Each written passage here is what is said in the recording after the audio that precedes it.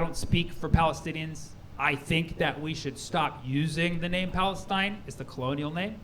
I think we should drop it and go with Palestine. Palestine is the Arabic way of saying it. The only issue with that is then Americans would have to pronounce that. And they'd be like, Palestine! We're going to Palestine, kids. It's been an incredibly difficult time for people who have family over there and, are watching everything that's going on. I'm actively calling for a ceasefire because I suffer from this condition called empathy. I posted that I want a ceasefire, and this guy was like, oh, so you're just for taking hostages? And what a horrible thing to say. No, I am against hostages. I want the hostages to come home. I want the Israeli hostages to come home, and I want the thousands of Palestinian hostages to come home. Nobody should be a hostage. I am anti-hostage, okay? I don't even like having people over. I don't like inviting people over to my house. I don't like them willingly coming over to my house. I am anti-guest, okay? One time I had guests over for too long, it became a hostage crisis. I didn't want them there. You have to feed them, take care of their emotional needs. I live with my mom. I'd have to clear it by my mom first before I could even think about taking hostages. I'm not taking hostages because I don't want to be a host. You got to be a host to take hostages, and that's very stressful. That's where the root of the word hostages come from, because the host ages from the stress.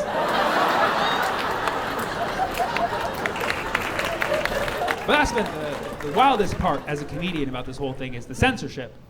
The censorship on Israel-Palestine is pretty wild, man. You guys know Elon Musk, the president of X? So Elon Musk, he visited Israel but wouldn't visit Gaza, which is like, you'd think Elon would have a little more sympathy for the Palestinians because he has a history of building tunnels. And he could learn how to finish them. But Elon Musk came out on X and he said, anyone who uses the term decolonize or from the river to the sea will be suspended on this platform. It's like, so much for freedom of speech, big guy. Thought that was your whole thing. You can't say from the river to the sea? What if you're giving directions to someone on a boat? See a guy on the boat near the ocean, at a lake, like, hey buddy, what you're gonna wanna do is you're gonna wanna go from the river to the... Whoa! What you doing there? Hey, I'm just saying, from the river to the sea, his boat will be free. That's all I was saying. No, but you're saying once it gets out on the ocean, it's gonna sink the other boats. Like, this isn't Battleship. I'm just giving directions. I want the liberation of that particular boat. That is simply what I'm saying. From the river to the sea. You know who else uses from the river to the sea? A baby salmon. Aww. Yeah. All the baby salmons are born, they're hatched upstream, and they have to swim from the river to the sea. From the river to the sea is a tale of a liberation of the baby salmons that you eventually eat. You want to ban that? Okay, I'm not going to be completely insensitive. I like to sympathize and empathize with people. I understand. If the term from the river to the sea makes you feel uncomfortable because you've heard it in a certain way, I want to sympathize with that, okay? Has the term, let's be honest, has the phrase from the river to the sea been used with the implication of the dissolution of Israel? Yes. But has it also been used by Israelis with the implication of the dissolution of Palestinians? Yes, it's in the Likud manifesto in the 70s. So can we be fair here? Are we just gonna ban all ambiguous terms? Should we also ban I'll call you later? That's extremely ambiguous. For some people that means I'll call you in an hour. For some it means I'm never calling you. That last one is extremely disingenuous. I've been hurt by that phrase many times.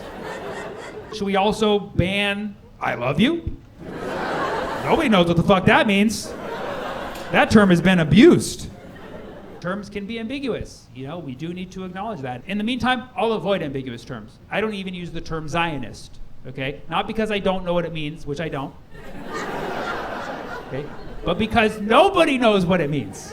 No, but not even Zionists know what Zionist means. It's a very ambiguous term. Like, ask your Jewish friends. Talk to your Jewish friends about Zionism. It sounds like an infomercial. Talk to your Jewish friends about Zionism. Well, step one, get Jewish friends, okay? Step one, get Jewish friends. And ask them how they feel about Zionism. And you'll discover that there's many different interpretations of Zionism. It's like levels of a video game. There's like level 1 Zionism, which is like, I believe the Jews should have a homeland and they should be safe. And you're like, hell yeah, who would disagree with that? You'd have to be a monster to disagree with that. And then there's level 2, which is like, yeah, it should specifically be in Palestine, and they're going to have to work it out with the Palestinians. And you're like, okay, where is this going? And then there's level 3 Zionism, which is suddenly like, God wants me to be here, and if you got a problem with that, say hello to my little friend. Like, whoa, whoa. I'm just trying to pick olives, man. And those are like the lower levels. The most extreme level of Zionism isn't even coming from Jewish people. It's coming from the Christians, the evangelicals. Christian Zionism, that's the wildest one. That's like the final level. That's like all Jews proceed to the Holy Land so Jesus can commence the end times. Like, whoa, whoa, whoa. What was that? What was that? Do you even like Jewish people? Why do you want the end times so bad, buddy? You just want this video game to be over. The evangelicals want game over. Yeah. And then we should also note that there is also Jamaican Zionism for some reason. Yeah. Occasionally in reggae songs, you hear Zion, Zion, bumba, blah, blah, blah. Like, okay, that's a thing too. Okay, sure. All right. Well, my point is that nobody knows what Zionism means, right? But if you speak with your Jewish friends, okay, of course there's anti-Zionist Jews as well, but if you speak with your Jewish friends, you'll find that many of them, most of them, I would say, are the first 2 levels. And if we can be understanding of that, then we should also be understanding of the fact that when most people say, from the river to the sea, they just mean that Palestine will be free. That's all they mean. That's all they mean. They're not asking for anybody to get hurt. They want the liberation of millions of people to live with freedom and self-determination. You would think we would understand this in this country, America. America, America, the land of freedom of speech. Where as long as your intentions are good, you should be able to say whatever the fuck you want. From the river to the motherfucking sea.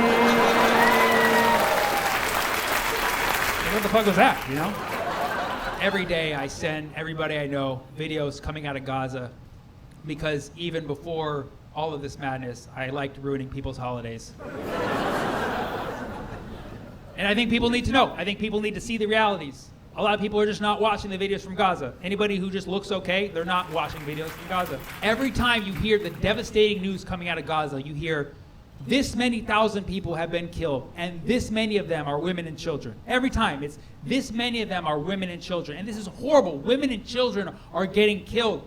And also, do we not care about men anymore? Do we just stop caring about men? Where are you at, Jordan Peterson? I'm here to say that Palestinian men matter, okay? There is nothing wrong with being a Palestinian man. I tell myself this in the mirror every morning. There is nothing wrong with being a Palestinian man.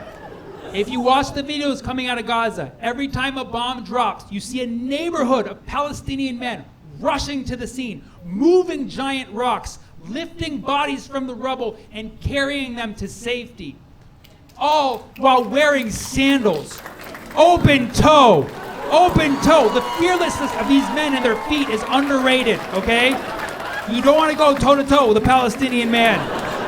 Strong arches, these fellows, strong arches. These men are out here doing God's work without proper footwear. And this is proof that Palestinian men have good souls.